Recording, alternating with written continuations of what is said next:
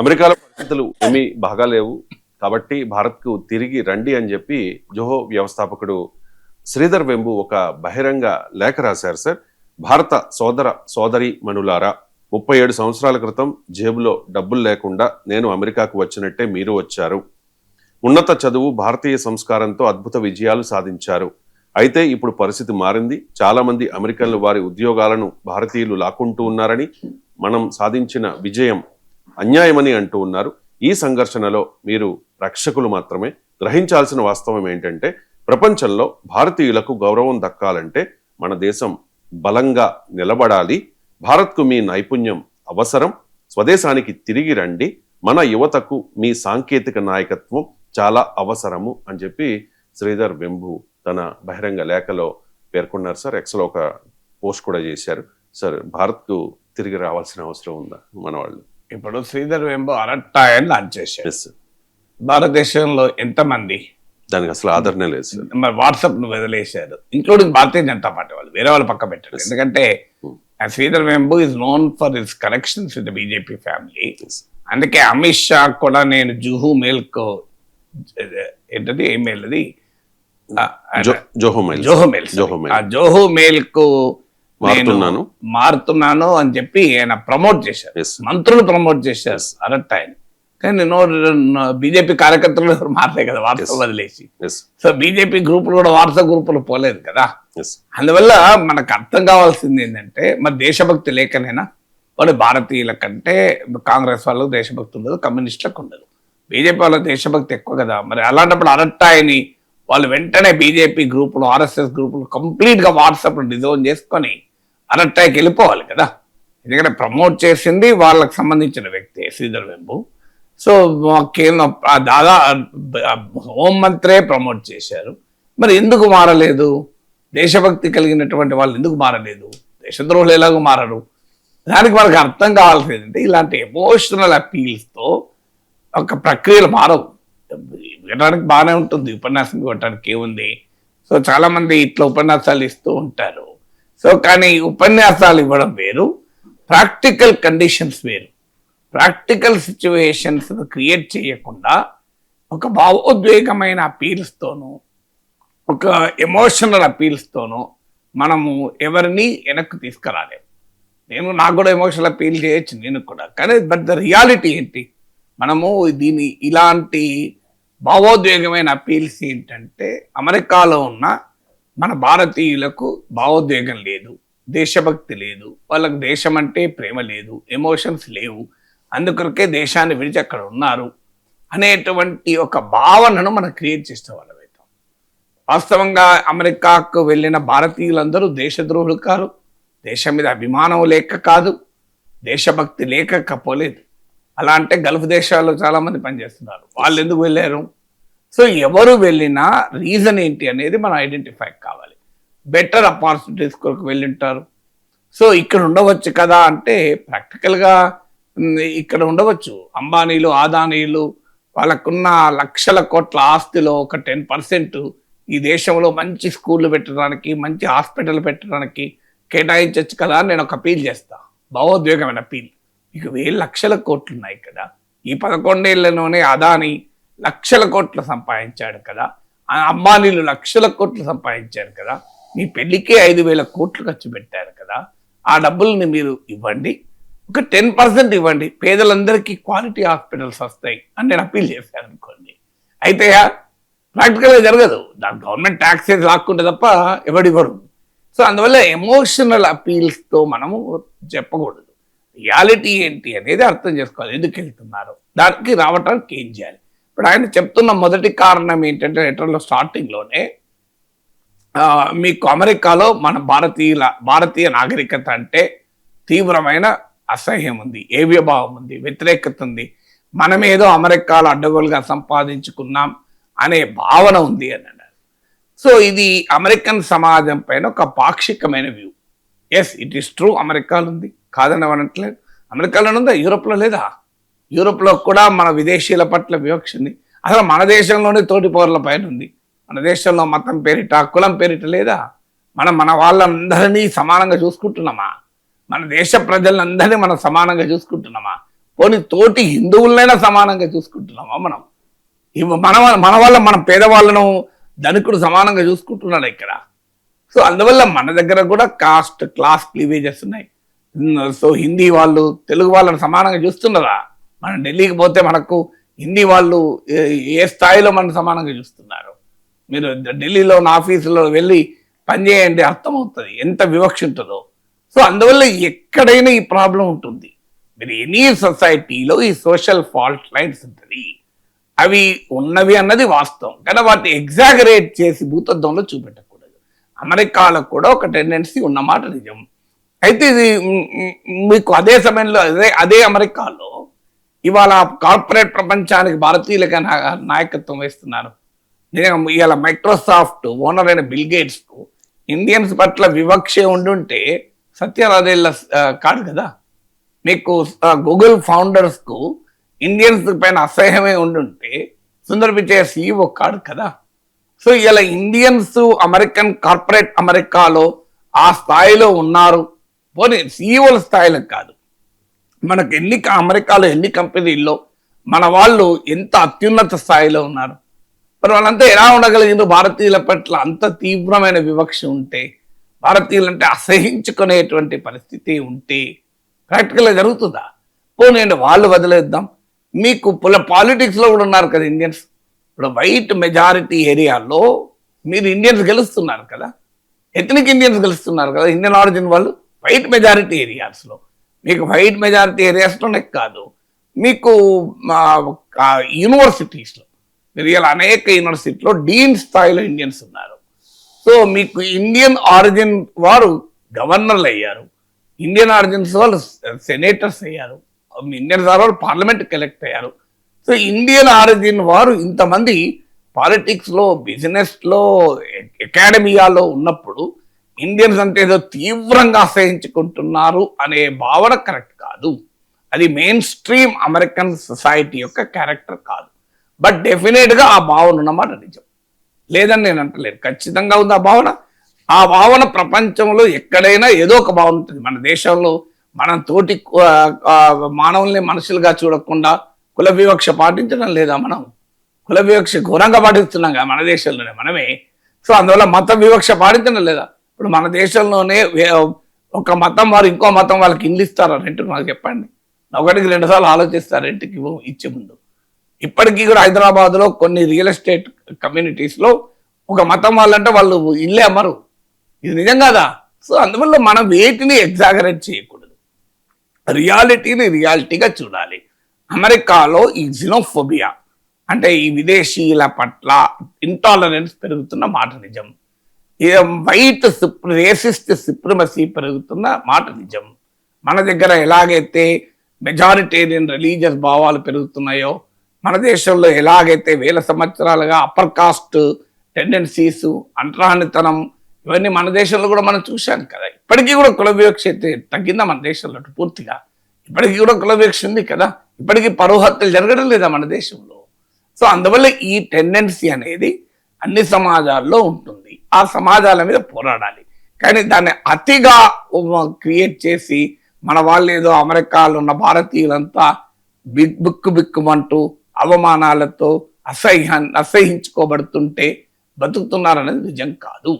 కొన్ని సందర్భాల్లో మన వాళ్ళ వ్యవహారాలకు కూడా ఇబ్బందిగా మారుతున్నాయి. ఎందుకంటే మీరు వినాయక చవితి ఉత్సవాలు పెద్ద ఎత్తున తపాకాయలు కాలుస్తూ మన వాళ్ళు జరుపుతున్నారు. పక్కనే ఉన్న వైట్ పాపులేషన్కి అది అన్ఈజీగా ఉంటుంది. మనం మాల్స్, పెద్ద సినిమా థియేటర్ కాంప్లెక్స్లో వెళ్ళి మనం మన అభిమాన హీరోల సినిమాలు వస్తే పెద్ద ఎత్తున డ్యాన్సులు చేస్తూ అల్లరల్ల చేస్తున్నాం. మన నాయకులు వస్తే 100 కార్లు తీసుకొని ర్యాలీ చేస్తున్నాం. ఇది అమెరికన్ సొసైటీలో వాళ్ళకు నచ్చదు ఈ వ్యవహారం. దానివల్ల కూడా వ్యతిరేకత వస్తుంది మీకు. అందువల్ల మన వ్యవహార సరళి వల్ల కూడా వ్యతిరేకత వస్తుంది. సో అందువల్ల మనం దాన్ని కూడా మనం ఒకసారి ఆలోచించుకోవాలి. అందువల్ల మళ్ళీ చెప్పేది, అమెరికాలో మన భారతీయుల పట్ల ఈ రకమైన ధోరణి ఉన్న మాట నిజం. అది డొనాల్డ్ ట్రంప్ లాంటి వాళ్ళదే ఉంది కదా. డొనాల్డ్ ట్రంప్ అది అన్నప్పుడు మన వాళ్ళు క్వశ్చన్ చేయరు.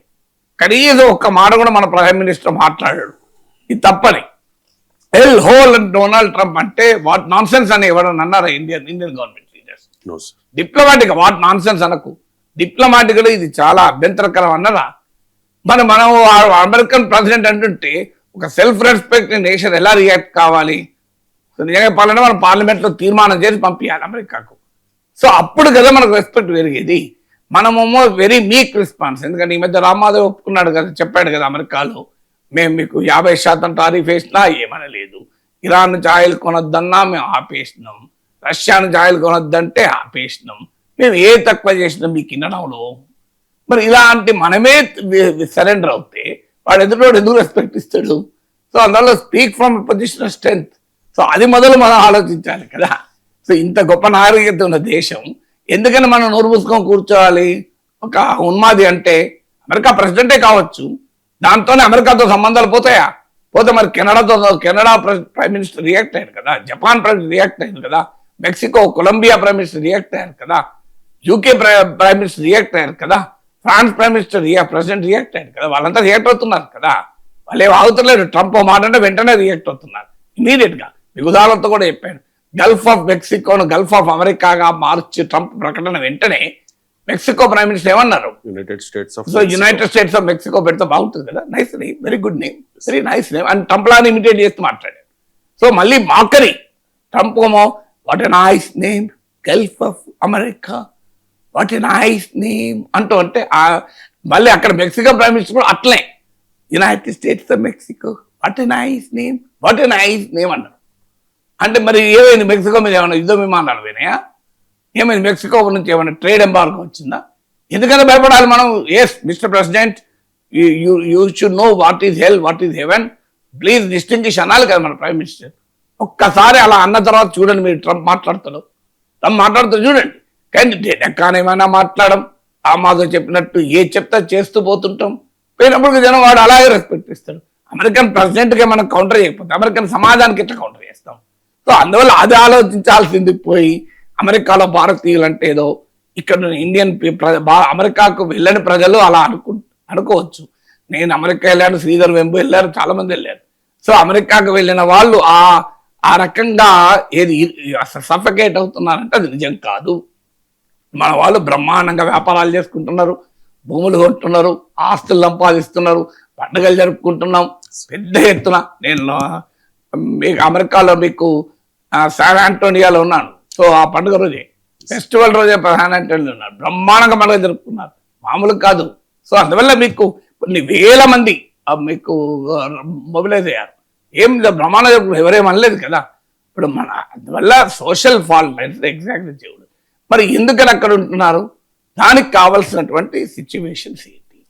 నిజమే, ఇన్ఫ్రాస్ట్రక్చర్ ఎట్లా క్రియేట్ చేయాలి, సో ట్రాఫిక్ జామ్లు లేకుండా ఎలా చూడాలి, పొల్యూషన్ లేకుండా ఎలా చూడాలి, పబ్లిక్ సర్వీస్ ఎలా ఉండాలి. ఇప్పుడు అమెరికాలో ఒక వ్యాపారం చేయాలంటే ఏం చేయాల్సిన అవసరం లేదు, ఆన్లైన్లో అప్లై అయితే వ్యాపారం చేసుకోవచ్చు. చాలా వ్యాపారాలకు ఎక్కడ ఏం చేయాల్సిన అవసరం కూడా లేదు. మరి ఇండియాలో అట్లుందా? నువ్వు ఒక వ్యాపారం చేయాలంటే లేబర్ లైసెన్స్ ఉన్నదా, మ్యాన్ పవర్ లైసెన్స్ ఉన్నదా, శానిటేషన్ లైసెన్స్ ఉన్నదా, ఇది ఉన్నదా అది ఉన్నదా అని 100 మంది తలకాయ తింటారు. నీకు కమర్షియల్ పవర్ కడుతున్నావా? ఒక 100 మంది వచ్చి తలకాయ తింటే వాడు ఒక వ్యాపారం చేయగలుగుతాడు. మీరు అన్నీ అయిపోయినాక రోడ్డు మీద నీకు కారు లాగినాయని చెప్పి 100 ఎవడో వసూలు చేసుకుంటాడు. మరి ఈ వ్యవస్థ ఉన్నప్పుడు ఇక్కడ వచ్చి వ్యాపారం చేయడం ఎందుకు చేస్తాం? మొదలు ఇవి తగ్గించుకోవాలి కదా. మీకు అమెరికాలో డే టు డే సిటిజన్స్తో గవర్నమెంట్ ఇంటరాక్షన్లో ఎక్కడ నీకు ఏ ప్రాబ్లం ఉండదు. మా ఫ్రెండ్ ఒకతను ఒక ఎన్జిఓ నడుపుతున్నాడు, మీకు ఆర్టిజం ఉన్న పిల్లల కొరకు కొన్ని ఏళ్ళ నుంచి నడుపుతున్నాడు. ఇక్కడ వారే మా ఉస్మాన్ సిటీలోనే టీచర్గా ఉండి వెళ్ళారు. సో ఆయన చెప్తున్నాడు, సో ఎలా నడుపుతున్నారంటే ఫెడరల్ ఫండింగ్ ఉంటుంది, ఏమి కమర్షియల్ కాదు కదా, ఫెడరల్ ఫండింగ్ ఉంటుంది అంటే మరి అంటే ఇక్కడ ఇండియాలా కాదు, తిరగడం ఏముండదు, ఆటోమేటిక్గా ఫెడరల్ ఫండింగ్ వచ్చి పడుతుంది అకౌంట్లో. నువ్వు ఎవరికి 10 రూపాయలు ఇవ్వాల్సిన అవసరం లేదు, ఏ ఆఫీస్కి వెళ్ళి అడగాల్సిన అవసరం లేదు. వాళ్ళు నీవు పని చేసినంత కాలం, నువ్వు పర్ఫెక్ట్గా పని చేసినంత కాలం నీకు ఆటోమేటిక్గా డబ్బులు వస్తాయి. You need not do anything అన్నాడు. సో ఇక్కడ మనకు ఒక ఇల్లు కట్టాలంటే ఎంత తిరగాలి? అమెరికాలో ఇల్లు కట్టడం ఎంత సులభం, జస్ట్ పర్మిషన్లకు ఏ ప్రాబ్లం ఉండదు. ఇక్కడ ఒక ల్యాండ్ కొనాలంటే టెన్షన్, మనకు ఆ ల్యాండ్ ఎవడన్నా ఇంకా 4గురికి రిజిస్ట్రేషన్ చేసిండ్రేమో అని భయం. మరి అమెరికాలో ఉన్న మన వాళ్ళు అట్లా భయపడతారా? అమెరికాలో ఉన్న మన వాళ్ళు ఒక ల్యాండ్ కొనడానికి ఇది ఆల్రెడీ ఇంకా 3గురికి రిజిస్ట్రేషన్ అయిందో అని టెన్షన్ పడతలేరు కదా. మనం అలాంటి ఎందుకు క్రియేట్ చేయలేం ఇక్కడ? ఇప్పుడు భారతదేశ ఉపనిషత్తులు చెప్పింది కదా, అని మంచి ఆలోచనలు అన్ని వైపుల నుంచి రానియండి అని. ఇంత గొప్ప మాట ఇంకేదైనా ఉంటుందా? మంచి వసుదైక కుటుంబం కదా మనది, మన ధర్మం ఇది. అన్ఫార్చునేట్లీ మనం ఈ కుహనా దేశభక్తితో, సూడో ప్యాట్రియాటిజంతో మనం జాతీయత అంటే మన లోపాలను దాచిపెట్టాలి, మనం ఇతరులను అటాక్ చేయాలి, అది జాతీయత. అది జాతీయత కాదు. నిజమైన జాతీయత ఏంటంటే వసుదైక కుటుంబము. నిజమైన జాతీయత ఏంటంటే ఉపనిషత్ వ్యాఖ్య, మంచి ఆలోచనలు అన్ని వైపుల నుంచి రావండి, సర్వమానవ సౌభ్రాతృత్వం నిజమైనటువంటి జాతీయత. అందువల్ల భారతీయులు అనేవారు ప్రపంచానికి జ్ఞానాన్ని పంచిన వాళ్ళే కాదు, ప్రపంచం నుంచి జ్ఞానాన్ని తీసుకున్న వాళ్ళు కూడా. మేము తీసుకుంటాం, మేము తీసుకోం, మేము పంచుతాం, మేమే supreme. In nationalism not supremacy, అంటే మనము సుప్రీం, ఎదురువాడు తక్కువ అనే జాతీయత కాదు. అందువల్ల మనకు అర్థం కావాల్సింది ఏంటంటే ఇక్కడున్న సిచ్యువేషన్స్ను మారిస్తే వద్దన్నారు. చైనాలో నాన్ రెసిడెంట్ చైనీస్ ఎప్పుడు పెట్టుబడి పెట్టారు? చైనా ఒకసారి ఒక ఎకనామిక్ మిరాకిల్గా మారిపోయిన తర్వాత ఆడ పెట్టుబడులు పెట్టారు. మన ఉపన్యాసం ఇస్తే ప్రాక్టికల్ రారు, ఉపన్యాసాలు ఇస్తే పెట్టుబడులు పెట్టరు. When you create opportunity, money is money. మీరు ఎవరైనా చేయండి. ఇప్పుడు మీకు ఆంధ్రాలో డబ్బులు ఉన్న వాళ్ళు ఆంధ్రాలో పెట్టుబడులు పెట్టినరా, హైదరాబాద్లో పెట్టినరా? మరి ఎందుకు పెట్టిన ఆంధ్రాలో? వాళ్ళకి ఆంధ్ర మీద ప్రేమ లేదా? మధ్య చెన్నైలో పెట్టిండ్రు, బెంగళూరులో పెట్టిండ్రు, ఆఫ్రికాలో పెట్టిండ్రు, హైదరాబాద్లో పెట్టిండ్రు. మరి ఆంధ్రాలో ఎందుకు పెట్టలే? దాని రీజన్ ఉండాలి కదా. అంటే ఆంధ్రాలో పెట్టుబడిదారులందరూ వాళ్ళకి ఏమాత్రం ప్రేమ లేక పెట్టలేదా? వాళ్ళందరూ ద్రోహులుగా మనం చిత్రీకరించుదామా? మీరు హైదరాబాద్లో తీయండి. మీరు హైదరాబాద్లో సినిమా హాల్ ఎవరికి ఉంటాయి? సినిమాలు తీసేవాళ్ళు ఎవరు ఉంటారు? ప్రొడ్యూసర్స్ ఎవరు? హోటల్స్, రెస్టారెంట్స్, వ్యాపారాలు ఎందువల్ల ఆంధ్రా నుంచి వచ్చిన వాళ్ళేనా? ఎందుకున్నారు? మీడియా సంస్థలు ఎందుకున్నాయంటే మరి మీకు బేసిక్ ప్రిన్సిపల్ ఏంటంటే మార్కెట్ అపార్చునిటీస్ ఎక్కడుంటే అక్కడికి వెళ్తారు. నువ్వు ఉపన్యాసం ఇస్తే వెళ్ళరు, నువ్వు ఎమోషనల్ అప్పీల్ చేస్తే వెళ్ళరు. ఎంత ఎమోషనల్ అప్పీల్ చేసినా నీకు అమరావతికి వెళ్ళి అమెరికాలో ఉన్న వాళ్ళు, హైదరాబాద్లో ఉన్న వాళ్ళు అంతా ఇక్కడ క్లోజ్ చేసి అక్కడికి వెళ్తున్నారా? వెళ్ళండి, మీరు నాకు చెప్పండి. అదంతా ఎందుకు? పోనీ ఇప్పుడు ఆంధ్రాలో రాజకీయ నాయకులు ఉన్నారు కదా, వాళ్ళ వ్యాపార సంస్థలైనా అమరావతికి షిఫ్ట్ అయినాయా? హెడ్ క్వార్టర్ షిఫ్ట్ చేసుకున్నారా? ఎందుకు చేసుకుంటలేదు? వీకెండ్ లో ఉండేది ఇక్కడే కదా సార్. వీకెండ్ ఇక్కడ ఉన్న పక్క పెట్టండి. మీ వ్యాపార సంస్థల్ని, ఎందుకంటే ఎక్కడైతే హెడ్ ఆఫీస్ ఉందో అక్కడ ట్యాక్సెస్ కడతాం, అవునా కదా? సో హైదరాబాద్ నుంచి మీరు అమరావతికి మీ వ్యాపార సంస్థలు వేరే వాళ్ళ పక్క పెట్టండి. అన్ని ఆంధ్రాలో ఉన్న అన్ని రాజకీయ పార్టీల నాయకుల వ్యాపార సంస్థలు లిస్ట్ తీయండి. వాటి హెడ్ క్వార్టర్స్ మీరు అమరావతికి షిఫ్ట్ చేశారా? ఎందుకు షిఫ్ట్ చేస్తలేరు? మరి హైదరాబాద్ మీరు రోజు ఉపన్యాసాలు ఇస్తారు కదా, అంటే అర్థం ఏంటి? వాళ్ళైనా డబ్బే, మనీ ఎక్కడైతే అవకాశం ఉందో అక్కడ. అందువల్ల ఎన్ఆర్ఐలు ఇక్కడ రియల్ ఎస్టేట్ భూమిని ఇన్వెస్ట్ చేశారు. అందువల్ల మనం ఏం చేయాలి అంటే ఇండియన్ స్టోరీని మార్కెటింగ్ చేసుకోగలగాలి. ఇండియన్ గ్రోత్ స్టోరీ కనుక అట్రాక్టివ్గా ఉంటే మన వాళ్ళు ఎందుకు, అమెరికన్ తెల్ల వాళ్ళు కూడా వచ్చి పెడతారు ఇక్కడ పెట్టుబడులు. ఫారిన్ డైరెక్ట్ ఇన్వెస్ట్మెంట్ వస్తలేదా? అందువల్ల లెటర్స్ హ్యావ్ ఒక ఎమోషనల్ అపీల్స్తో మన వాళ్ళని ఎమోషనల్ బ్లాక్మెయిల్, అంటే అమెరికాలో ఉన్న భారతీయుల్ని ఎమోషనల్ బ్లాక్మెయిల్ చేస్తే ఇక్కడ సపోర్ట్లు కొడతారు. ఎందుకంటే అమెరికాలో లింక్ ఉన్న వాళ్ళు కొద్దిమంది ఉంటారు, లింక్ లేని వాళ్ళు ఎక్కువ మంది ఉంటారు, సపోర్ట్లు కొడతారు. నేను ఒప్పుకుంటాను. ప్లేన్ టు ద గ్యాలరీ అంటారే, ఇదబ్బా శ్రీధర్ వెంబు ఎంత గొప్ప దేశభక్తుడయ్యా, ఇట్లా అప్పీల్ ఇచ్చాడు అని అంటారు. కానీ ప్రాక్టికల్గా ఏంటంటే మనం ఇంకొక పాయింట్ కూడా ఉంది. అక్కడ దాకా కూడా వెళ్ళాల్సిన అవసరం లేదు. నువ్వు అమెరికాలో ఉండు, ఇండియాలో పెట్టుబడి పెట్టు, ఇండియాలో కంపెనీ పెడతలేరు. ఇప్పుడు ఎంతమంది పెడతలేరు అట్లా? ఇప్పుడు మన వాళ్ళే అమెరికాలో ఉన్న వాళ్ళు, అమెరికాలో కంపెనీ ఉంటుంది, ఇండియాలో కూడా కంపెనీ ఉంటుంది. వాళ్ళు అమెరికాలో ఇచ్చే శాలరీస్ ఇండియాలో ఇస్తాడా శ్రీధర్ వెంబు? శ్రీధర్ వెంబులు అమెరికాలో పనిచేసే వారికి ఇండియాలో శాలరీ ఇవ్వు, ఎందుకు రారు? ఇండియా క్యాచ్ చేస్తారు కదా. మళ్ళీ అక్కడ మాత్రం ఇండియాలో నాకు చీప్గా దొరుకుతున్నాక ఇండియాలో తక్కువ శాలరీ ఇస్తా. ఇదే శ్రీధర్ వెంబు తన కంపెనీలో పనిచేసే అమెరికన్కు ఇచ్చే శాలరీ ఇండియన్స్కి ఇస్తాడా? మరి దేశభక్తి ఇవ్వాలి కదా. అమెరికన్కి ఎందుకు, ఇండియాకు కూడా అంతే, 10 లక్షలు ఇస్తా అని ఇవ్వండి, మంచిగా హాయిగా ఇక్కడే ఉంటారు. ఎక్కడేమో ఇవ్వరు, మళ్ళీ అక్కడ తేడా చూపెడతారు. సో మళ్ళీ అందువల్ల ప్రాక్టికల్గా ఎమోషనల్ అపీల్స్ కాదు. Let us be honest. Yes, India అమెరికాలో ఉన్న వాళ్ళు ఇండియాకి రావాలని కోరుకుందాం. వాళ్ళు ఇండియాలో, ఎందుకంటే ఇక్కడ అడ్వాంటేజ్ ఇక్కడ ఉన్నాయి, ఇక్కడ కల్చరల్ వాల్యూస్ ఉన్నాయి, మనకు లోన్లీనెస్ ఉండదు అమెరికాలో ఉన్నట్లు. అక్కడ కూడా లోన్లీనెస్ పోవటానికి మన కమ్యూనిటీస్, కల్చరల్ మీటింగ్స్ మారిపోతుంది. ఓకే, ఇక్కడతో పోలిస్తే అక్కడ కాస్త తక్కువ ఉండొచ్చు. అలాగే కొన్ని కంఫర్ట్స్ అయితే అక్కడ ఉండవు, అంతవరకు గ్యారంటీ. ఇప్పుడు మన బాత్రూంలో మనమే క్లీన్ చేసుకోవాలి, మన ఇల్లు అంటే క్లీనింగ్ వాళ్ళు వస్తారు కానీ రోజైతే మనమే, వాళ్ళు రారు కదా. మనకి ఇక్కడ పని మనిషి దొరుకుతారు, డ్రైవర్ దొరుకుతారు, వంట మనిషి దొరుకుతారు. ఎస్పెషల్లీ అమెరికాలో ఓల్డ్ ఏజ్ వచ్చిన వాళ్ళైతే చాలా ఫీల్ అవుతారు, బై ఇండియాలో ఉంటే మీకు ఎంత సుఖం, మీకు వంట మనిషి ఎదురు. ఇప్పుడు మీరు అర్బన్ కంపెనీ వచ్చాక మీ పని మనిషి రాకపోయినా 1 అవర్కు 150 రూపాయలు ఇస్తే పని మనిషి వచ్చి పని చేసిపోతారు. ఎంత కన్వీనియంట్ అయింది. మనకి ఇంట్లో కూర్చుంటే కటింగ్ కావాలంటే అర్బన్ కంపెనీలో బుక్ చేసుకుంటే కటింగ్ చేసిపోతారు. మీకు బాత్రూమ్ క్లీనింగ్ బుక్ చేసుకుంటే వెంటనే వచ్చి బాత్రూమ్. అంటే డబ్బులు అంటూ ఉంటే అమెరికా, ఇండియాలో ఉన్న వాళ్ళకి ఉన్న సుఖం మామూలుగా లేదు. డబ్బులు లేని వాళ్ళకి బాధ. డబ్బులు లేని వాళ్ళు అమెరికాలో ఎట్లా ఉండరు. సో డబ్బులు ఉన్న వాళ్ళకి అమెరికాలో ఉండేది, డబ్బులు సంపాదించడానికి అమెరికా పోయారు కదా.